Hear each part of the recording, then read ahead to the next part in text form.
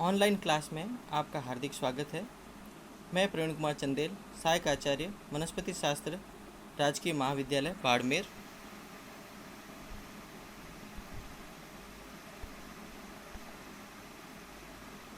आज का जो हमारा टॉपिक है वो बीएससी पार्ट सेकंड के विद्यार्थियों के लिए है, जो उनके विषय वनस्पति शास्त्र के प्रथम प्रश्न पत्र आवर्त बीजियों की वर्गीकी एवं भ्रौणिकी से संबंधित है।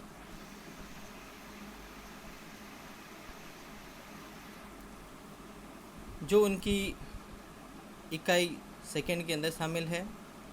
टॉपिक है हमारा बॉटनिकल लिटरेचर, वानस्पतिक साहित्य। हमने पिछली ऑनलाइन क्लास में हर्बेरियम, वनस्पति संग्रहालय, पादपालय के बारे में बात की थी।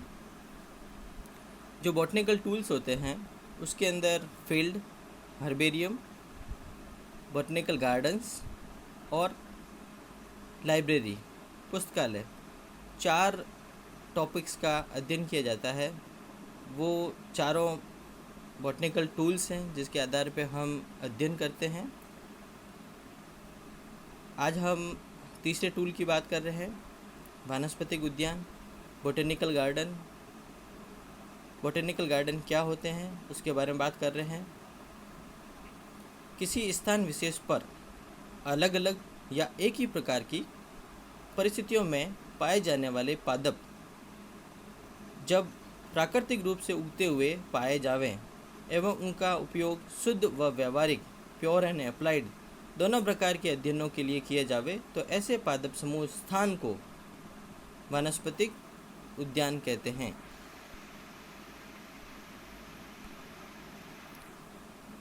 विभिन्न पेड़ पौधों तथा वनस्पति के अध्ययन में वानस्पतिक उद्यान का महत्वपूर्ण स्थान है। जब हम अध्ययन की बात कर रहे हैं तो बॉटनिकल गार्डन्स की जो इम्पोर्टेंस है, ये कंट्रीब्यूशन है, उसके बारे में बात कर रहे हैं।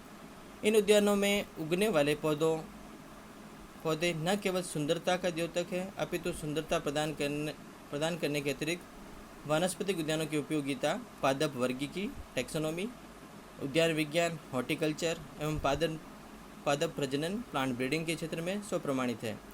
इन उद्यानों की सहायता से पौधे की पूर्व स्थापना, दशानुकूलन, इंट्रोडक्शन एंड एक्लिमेटाइजेशन, खरपतवार के नियंत्रण एवं उन्मूलन, control and eradication of weeds एवं प्रदूषण नियंत्रण, पॉल्यूशन कंट्रोल इत्यादि का अध्ययन किया जाता है।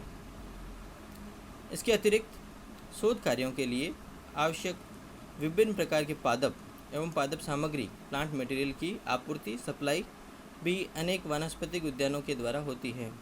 तो जो भी रिसर्च के अंदर हमें प्लांट मटेरियल की आवश्यकता पड़ती है वो हम इन वानस्पतिक या बॉटनिकल गार्डन से प्राप्त कर सकते हैं।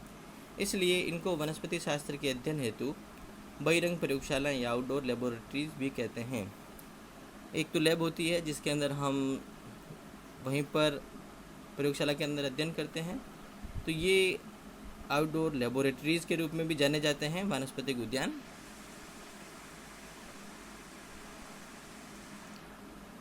वानस्पतिक उद्यानों का विकास कैसे हुआ उसके बारे में बात करें। यद्यपि वानस्पतिक उद्यानों का विकास अत्यंत धीमी गति से हुआ, तथापि इसके अनेक रोचक पहलू हैं। अति प्राचीन काल से ही मनुष्य ने अपने लिए उपयोगी पौधों को उद्यानों में लगाना आरंभ कर दिया था। भारत, मिस्र एवं चीन की प्राचीन सभ्यताओं में मंदिरों के आसपास पूजा के लिए अनेक पुष्पीय एवं सजावटी पौधे उगाए जाते थे, परंतु वैज्ञानिक अध्ययन में प्रगति के साथ साथ ही इन उद्यानों का महत्व अध्ययन कार्य में परिलक्षित होने लगा।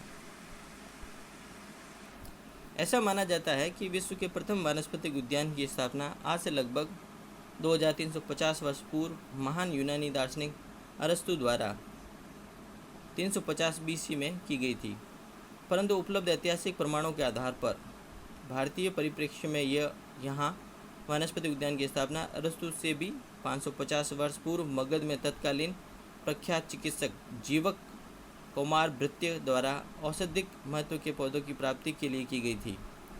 वानस्पतिक उद्यानों के आधुनिक प्रारूप एवं संरचना का गठन केवल पिछले 150 वर्षों में ही स्थापित किया गया, जब तक अमेरिकी पादप विज्ञानी हेनरी शॉ ने इन उद्यानों की वैज्ञानिक अध्ययन संबंधी उपयोगिता की अवधारणा का साकार रूप प्रदान किया।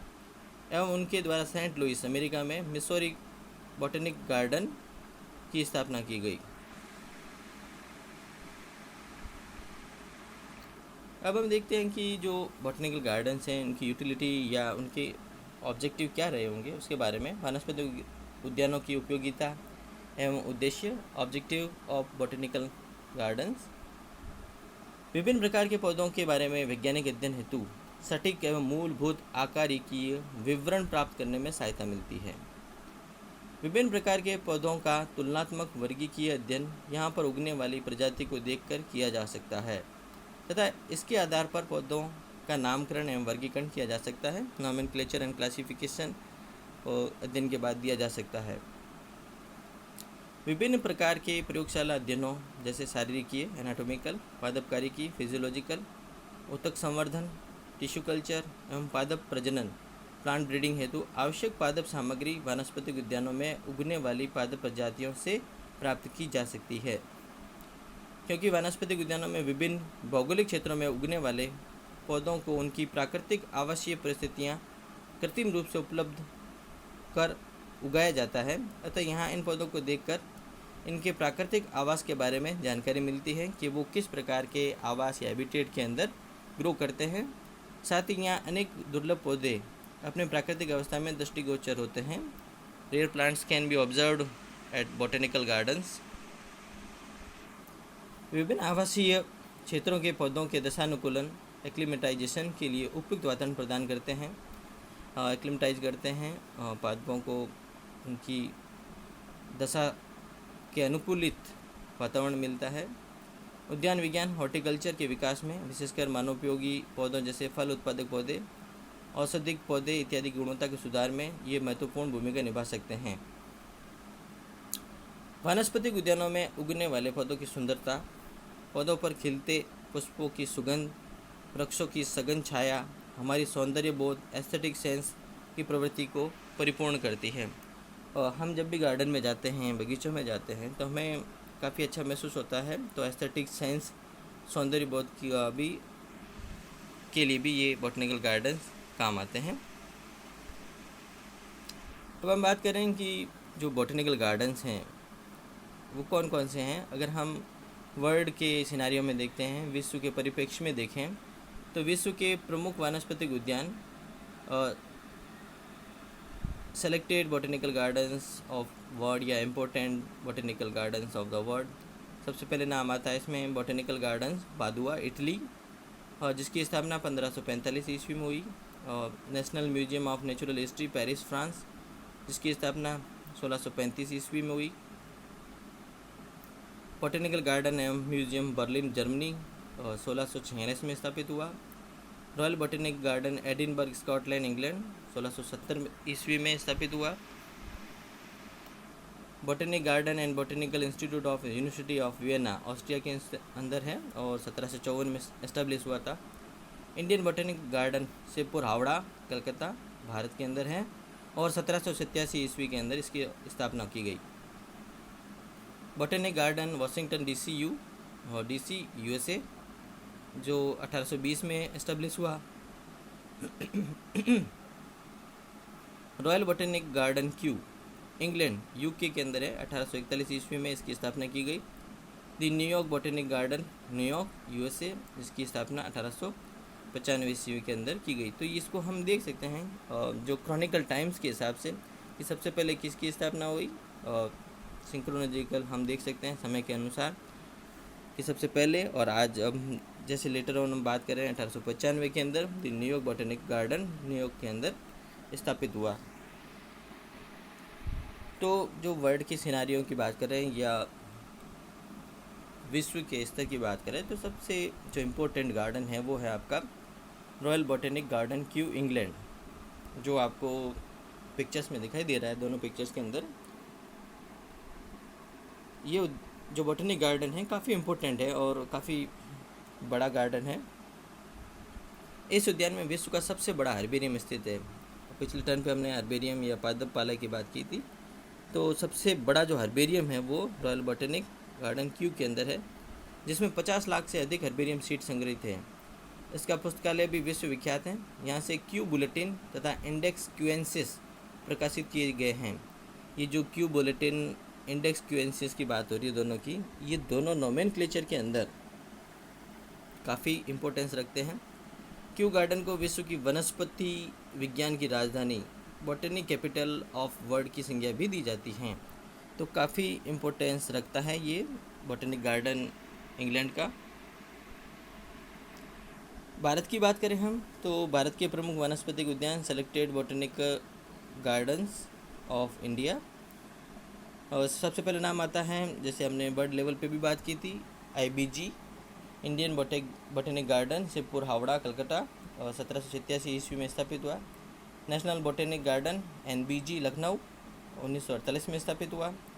लॉयड बॉटनिक गार्डन दार्जिलिंग 1865 ईस्वी में स्थापित हुआ। वनस्पतिक उद्यान वन अनुसंधान संस्थान देहरादून 1874 ईस्वी में स्थापित हुआ।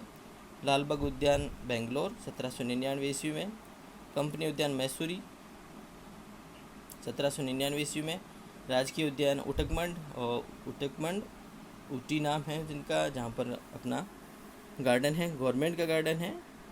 शालीमार एवं निशांत उद्यान श्रीनगर के अंदर भी बॉटनिक गार्डन है। तो जो हमारा जो सबसे जो प्रमुख बॉटनिक गार्डन है भारत का, वो है आपका IBG Indian botanic garden Kolkata. ये आपको जो पिक्चर दिखाई जा रही है, जिसके अंदर एक पिक्चर में आपको ग्रेट बनियान ट्री की पिक है, और दूसरे के अंदर आपको लार्ज पाम हाउस हैं, या पोमेटम की बात करें तो दोनों के अंदर आप देख सकते हैं ग्रेट बनियान ट्री काफ़ी बड़ा है, 3 एकड़ में फैला हुआ है। और इसके अंदर आप देखेंगे कि जो बरगद की जो मेन विशेषता होती है, ऊपर से जो रूट आती है, प्रॉप रूट्स, वो काफ़ी सारी है इसके अंदर। तो इस तरह से हम देख सकते हैं कि इंडियन बॉटनिक गार्डन कोलकाता काफ़ी विख्यात हैं, फेमस है। पुस्तकालय की बात करें, जो चौथा टूल है हमारा बॉटनिक टूल, पुस्तकालय लाइब्रेरी, यह पादप वर्गी के अध्ययन का चौथा परंतु सर्वप्रमुख साधन है। हमने कहा था 3 इससे पहले हैं आपका फील्ड क्षेत्र, हर्बेरियम पादपालय, और अभी हमने बात की बॉटनिक गार्डन वनस्पतिक उद्यान की, और अब बात कर रहे हैं हम लाइब्रेरी। तो ये सबसे इम्पोर्टेंट टूल है। वस्तुतः पुस्तकालय एक ऐसा भवन होता है जिसमें विभिन्न पुस्तकों को एक निश्चित प्रणाली के अनुसार क्रमबद्ध रूप से व्यवस्थित किया जाता है, जिससे वे सदैव आवश्यकता अनुसार पाठक के अध्ययन एवं संदर्भ हेतु उपलब्ध रहे, स्टडी और रेफरेंस के लिए अवेलेबल रहे। लेकिन यहाँ पुस्तकालय से हमारा तात्पर्य ऐसे वानस्पतिक साहित्य बॉटनिक लिटरेचर से हैं जिसका उपयोग पादप वर्गीकी के अध्ययन एवं शोध में विभिन्न पादप प्रजातियों की पहचान, नामकरण एवं वर्णन के लिए किया जाता है। तो यहाँ जो पुस्तकालय का संदर्भ है वो क्या है, बॉटनिक लिटरेचर से संबंधित है, और जो हमें काम देता है टैक्सोनॉमिक स्टडी के अंदर और रिसर्च के अंदर, और जो प्लांट स्पीसीज हमें मिलती है उसका आइडेंटिफिकेशन, नोमेनक्लेचर और उसका डिस्क्रिप्शन के लिए काम आता है। उपयोगिता के अनुसार वानस्पतिक साहित्यों को 3 श्रेणी में विभाजित किया जा सकता है। ये है फ्लोरा वनस्पति जात, मोनोग्राफ आइकन्स या चित्र ग्रंथ या मूर्त ग्रंथ, और चौथा है आप वर्गीकीय पत्रिकाएं या जर्नल्स।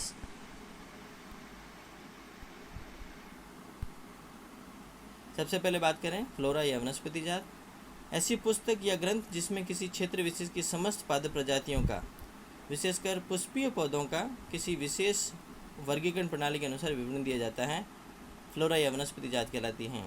तो हमें पर्टिकुलर कोई भी एरिया दिया जाता है तो वहाँ की जो समस्त पादप प्रजातियाँ हैं, जितनी भी वेजिटेशन है, स्पेशली हमने फ्लावरिंग प्लांट्स की बात की है यहाँ पर, और किसी भी पर्टिकुलर वर्गीकरण प्रणाली, जैसे इंडिया के अंदर बेंथम हुकर की प्रणाली ज़्यादा फेमस है, तो उसके अनुसार अगर विवरण दिया जाता है तो वो फ्लोरा कहलाता है। लॉरेंस के अनुसार फ्लोरा को मैनुअल भी कहते हैं, तथा इन ग्रंथों में अधिकांशतः पौधों की पहचान के लिए कृत्रिम कुंजियाँ आर्टिफिशियल कीज भी प्रस्तावित की जाती हैं। फ्लोरा को मुख्यतः निम्न 3 श्रेणियों में अध्ययन की सुविधा हेतु बांटा जा सकता है। अलग अलग लेवल पे अलग अलग प्रकार के फ्लोरा पाए जाते हैं।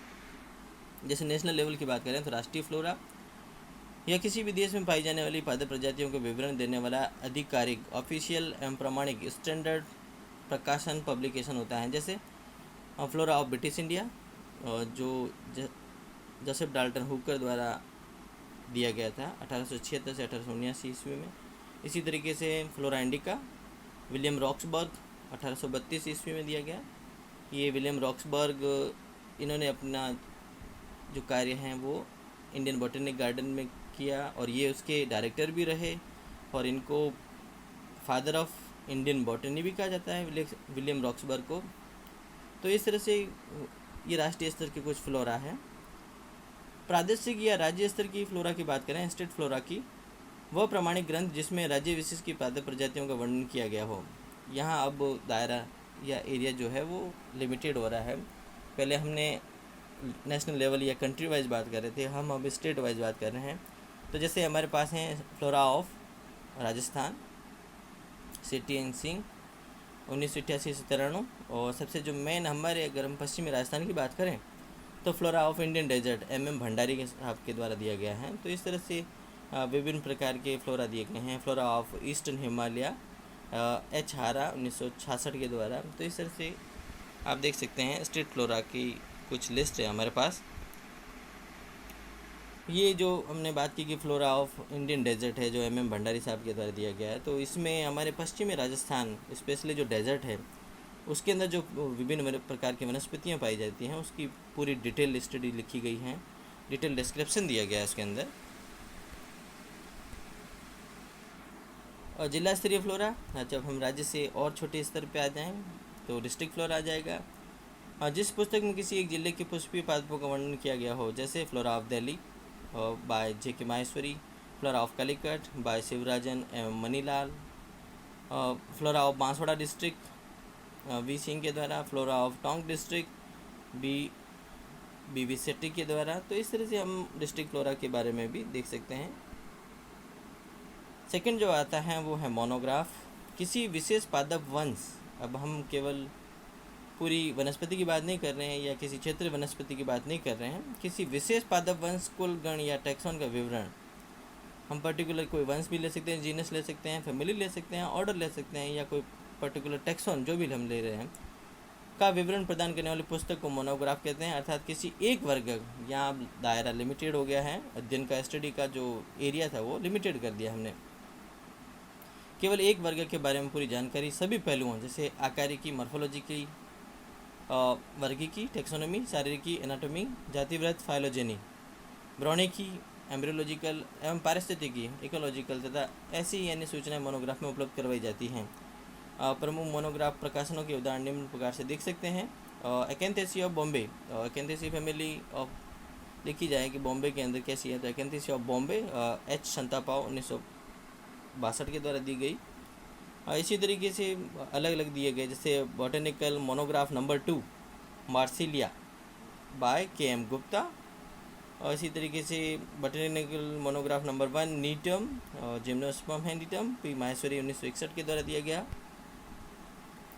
ये जो हमने बात की कि botanical monograph number 2 Marsilea by KM Gupta, तो ये एक मोनोग्राफ है, इसमें एक पर्टिकुलर मार्सिलिया के बारे में, एक जीनस है मार्सिलिया, किसका है, टेरोडोफाइट का है, और टेरोप्सिडा के मेंबर हैं, और मार्सिलियस ऑर्डर है, मार्सिलियसी हैं।